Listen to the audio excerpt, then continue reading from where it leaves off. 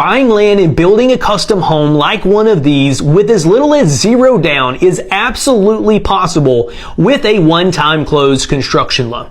So what is it and how do they work? Let's break down all 5 phases of the process from beginning to end. So phase 1, what do? We need to determine your eligibility and go over what we call your pre-approval stage, okay? During this phase of the process, we are going to determine what loan is best for you, okay? So let's break down the 3 loans that we offer for a one-time close construction loan. Conventional requires a 700 minimum score and it's 5% down. FHA is a 620 minimum score with 3.5% down. And on VA is also a 620 score and it is $0 down. So yes, it is possible if you are a veteran, military, etc., that you could do a VA construction loan with $0 down. Otherwise, we're looking at 3.5% to 5% down. We can include closing costs into the budget, etc. So you're only bringing your out-of-pocket for your down payment and maybe a little bit if you have to have house plans, etc. And we can go over all of that during phase 1 of the process, which is your pre-approval and budget consultation, okay? After that, we move on to phase 2. This is what I call the land and the build phase, where we put all the components together. After we get you pre-approved, the most important thing at this point is to figure out a rough idea on a house floor plan, okay? At this point, you're going to start interviewing the builders to determine what builder you want to use to build your custom home, whether that's a farmhouse, barn dominium, or any other traditional type of home, okay? So once you've decided who the builder, we call that builder selection, okay?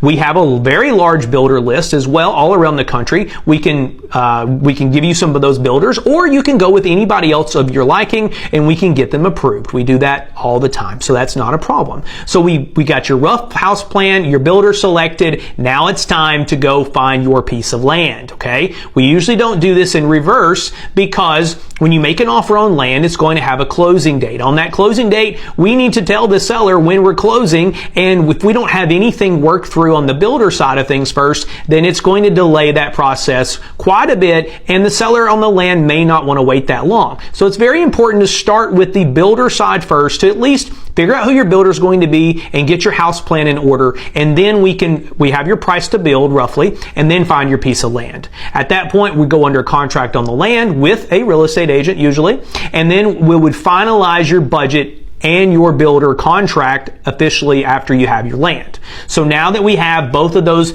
contracts in place on the land and with a builder, now it's time to move into phase 3, which is your loan phase, right? At this stage, we're going to do your disclosures. We will order an appraisal based on all the components of the build, which is your plans and specs, your build contract, and your land contract. We'll order that appraisal and go through underwriting stage. We will lock in your interest rate and qualify you at this point based on your future mortgage, because this is a one-time close, which means that we're only closing one time, and you're getting 2 loans with this. You're getting a construction loan and you're getting your permanent mortgage. So it's one set of closing costs, one closing, you're qualifying one time in the very beginning. So now that we've got the appraisal back, we've gotten through underwriting, we've locked in your interest rate, and now we are ready to close. When we go to close, this was what I would consider phase 4, which is the actual construction phase.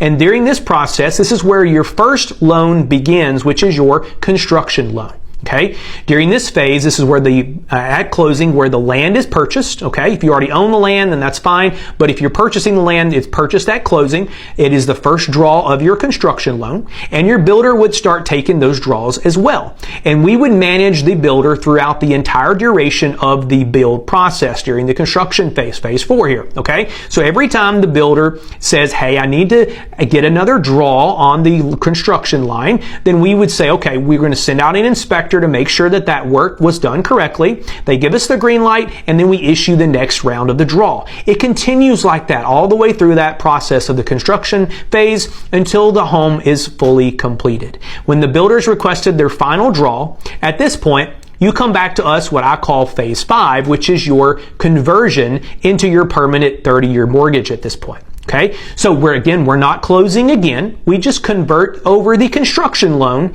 into your 30-year mortgage that we qualified you for originally. So let's just say we locked in your interest rate, remember, in the phase 3 of the loan. Let's just say we locked that in at 7%, okay?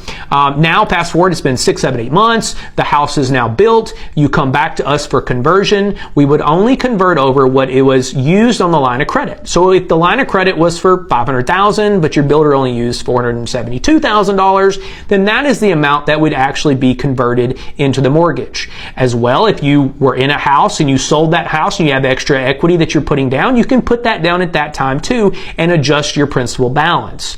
At this point, we convert it and we look at rates again. That's the benefit. We lock in your rate during phase 3, but you get the benefit of floating the rate down at the end of construction before we convert it into the mortgage.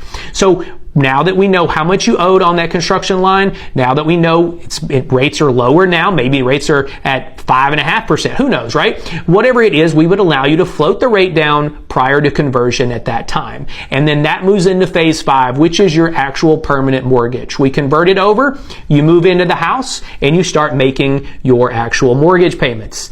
And that is the easiest and most cost-effective way to buy land and build a custom home of your choosing with minimum down with a one-time close construction loan.